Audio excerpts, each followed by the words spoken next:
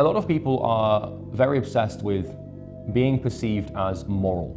And by moral, I basically mean good and righteous. And this heavily gets in the way of them achieving their financial goals. And I'm about to deliver you a message that is pretty unconventional and is going to paint me in perhaps a pretty bad light, but it is the truth, and you need to hear it if you are a young man and you want to get rich and you want to make a lot of money. What you think is right and righteous and moral is subjective to you. Now, there's obvious things that you shouldn't do, like, you probably shouldn't murder people, you probably shouldn't commit genocide, you probably shouldn't, there's all sorts of bad things that we know basically not to do. But in business, and in the discipline of commercial transaction, you sometimes have to be a little bit immoral to get what you want and to get rich. And I'm not talking about like purposely screwing people over, I'm just talking about challenging your basic moral compass. When I started my first business, I started a marketing agency. In order for me to succeed with that marketing agency, I had to acquire clients. I had to call up people and I had to ring them up and basically say, hey, I want to sell you my services, would you like to buy them? I quickly learned through doing a few sales calls through this marketing agency that I had to become pretty relentless and ruthless with people on the phone in order to sign them up as clients. And I was 18 when I started doing this, and so I was quite soft and I was a bit of a pussy basically. And I didn't like to push people and I felt bad for pressuring people. And what I learned is that the only real way to get people to buy my services was to put them in pain and pressure.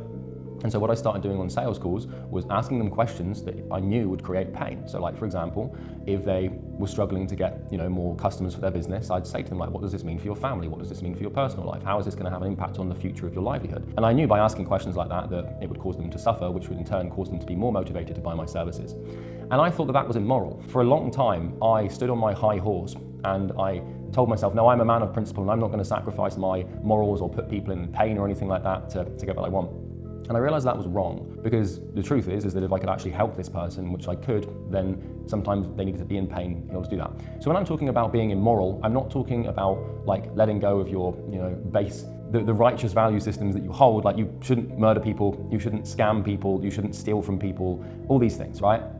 But there are things in business where there is a gray area of morality. And there are things that you're going to have to do in business to get rich that might make you feel a little uncomfortable. I've built a program called Imperium Academy. It's a step-by-step training program that walks you through everything on how to start an agency, coaching or consulting business in 6 weeks or less. It's completely free. There's no credit card required. There's already 25, 30,000 people getting results in there. So go and check it out. It will be the best thing you ever do for your life. The most successful entrepreneurs that I know have no problem being absolutely brutally ruthless with their dealings. If you want to get rich, you're going to have to beat people and you're going to have to crush people, because you're going to be competing with people and you're going to have to, act out in the world and do things that basically make other people suffer. And what I mean by that is you're going to have to take clients away from your competitors, you're going to have to poach people from your competitors. A lot of civilians, and when I say civilian, I just mean non-entrepreneur human, they would look at the actions of the top entrepreneurs in the world and consider them to be immoral. And that's fine, but here's the thing. You can either be like moral and you can have this like high horse status of yourself, of like sitting on your high horse and saying, oh, I wouldn't do that because I'm moral, or you can be rich. A while ago, someone made a video about me. I didn't know who it was until a bunch of people sent me the video. And in this video, this person, I don't know this guy, so I hadn't heard of him before the video. But he made this video. He was talking about me and saying how like I'm a big scammer because I sell a course or something like that, right? And it was basically like I didn't watch the whole thing because it was way too long. I watched like 10 minutes. It was a whole rant about me and how I was like this big scammer and this big like, guru, like promising people the world and all this stuff, which is fine, like it's his opinion, right? Whatever. During the video, he said something along the lines of, I would never do what Charlie does because I am a moral person. So his whole argument was basically, because I sell a course, I'm a scammer and therefore I'm immoral. Now I didn't watch the whole video, so there's probably a lot more to it than that, and I'm sure that he might think differently about that. I really had to smile at it, because basically what this guy was saying is Charlie's rich and I'm not, because basically apparently we're competitors, right? He was saying Charlie's rich and I'm not because Charlie's willing to do immoral things that I'm not willing to do. So I am fundamentally good, and that is why he's beating me. And that's a perfect example of exactly what I'm talking about here, where people, they would rather seem like a good person than be rich. I know people who are worth 9 figures, multi-9 figures. I know a couple of billionaires, spoken to them before. They are not good people.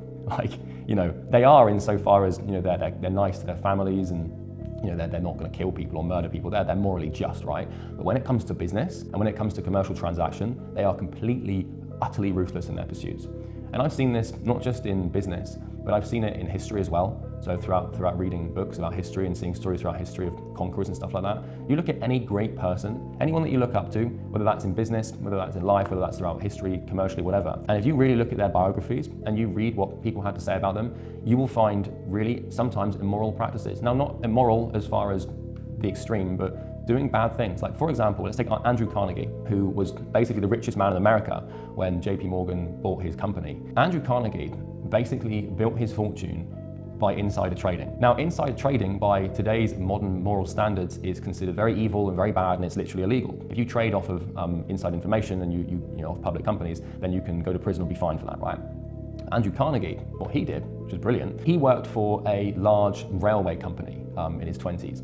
And because, you know, it's in Pittsburgh, right? So it's a big railway town. And Andrew Carnegie, he basically knew, because in the 1800s, one of the main priorities of the US government was basically putting railroads throughout the entirety of the US, because the US is obviously a massive country, and they realized that the whole manifest destiny move to the West thing was only possible if people could actually get there, which is why railways were basically built. And Andrew Carnegie, working for one of the largest railway companies in the 1800s, he knew where the railways were going to be placed. And so he had this foresight, this inside information in the company, knowing full well where these railways were going to be built. What Andrew Carnegie did, because it was legal at the time, but many people will consider this immoral in the financial gaze these days, is because he knew where the railways were going to be built, he could predict where the towns and the cities of the future were going to crop up. The only place that a settlement can be developed is a place where people can access, and the only way people can access it is through a railway, unless you fancy getting a horse and carriage through Texas, which people did in those days, right? They tried, but a lot died.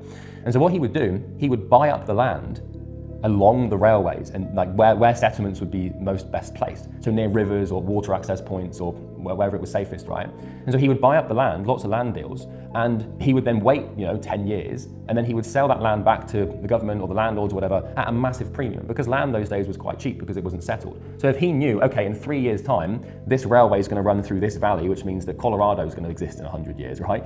He bought that land, and by a lot of standards, that's immoral. Another example of the same timeline is John D. Rockefeller with Standard Oil, who's basically built like modern oil. When he started, there were hundreds, maybe not hundreds, like a bunch of oil companies, and now there's like one or two, right? But what John D. Rockefeller would do, he would like purposely like sabotage and destroy these small mom and pop oil things so he could build his monopoly. Immoral. Another example, let's take Jeff Bezos with Amazon. We've all heard about the working conditions of the Amazon factories.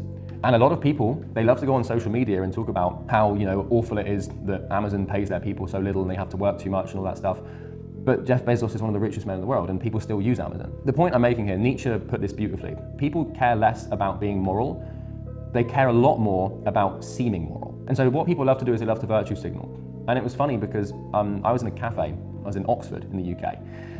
And I was in this cafe, and I was just a university town, so one of these like left-wing woke towns, right? There was this girl sat in this cafe, and she had a MacBook. And on that MacBook, there was all these little woke virtue signaling stickers. And one of them was something like stop child labor, and like it was all about these African mines and like stop this, stop that, stop child labor, stop like exploiting children and stuff for commercial gain. And I couldn't help myself, right? So I went, I don't do this often, right? But I couldn't help myself because I was curious about this weird dichotomy, because like she's got a fucking MacBook, for God's sake. Her whole like virtue identity on the back of her MacBook was about how people shouldn't exploit children in mines, which is basically Apple's business model, right? There's a bit more to it than that, but Apple as a tech company wants to find the most efficient and profitable way to source raw materials for its goods. And would you imagine that they're going to do that in third world countries in places like the DMC of Africa or whatever, right? So I go over to this girl and I say like, hey, like, I saw the sticker you've got on the back of your MacBook, like, what's that about? And she was like, I just think it's like awful that like people, and she sat there with a $10 coffee and her high horse. I just think it's awful that I just can't believe that like all these corporations just like they make people, they exploit people and showing us around. I said, but you do realize that the very device that you're tweeting about that on is quite literally the product of that labor. And she then, you can imagine the reaction that invoked, which was quite amusing. But people care more about seeming moral than they actually do. Like, true morality is acted out. And a lot of these top entrepreneurs, they have no shame in doing things that most people consider immoral. And a lot of entrepreneurs are perfectly content with being seen as not immoral, but they don't care about being seen as good guys. They just don't. They care about winning and they care about succeeding. Because when we look at like conquerors or the greatest like military minds throughout history, they didn't care about what the public thought of them or whether people thought they were good or bad. They just cared about winning. And there's a stretch to this. You don't want to be evil you don't want to be malicious, you don't want to scam people, just take a look at this industry and look at some of the most successful people in this make money online industry and look at their reputations and look at their product quality and go on Reddit and see what people say about them. You might find some skeletons in the closet, but they don't care because they're making so much fucking money. I've built a program called Imperium Academy. It's a step-by-step training program that walks you through everything on how to start an agency, coaching or consulting business in 6 weeks or less. It's completely free. There's no credit card required. There's already 25, 30,000 people getting results in there. So go and check it out. It will be the best thing you ever do for your life, and I'll see you in the next video.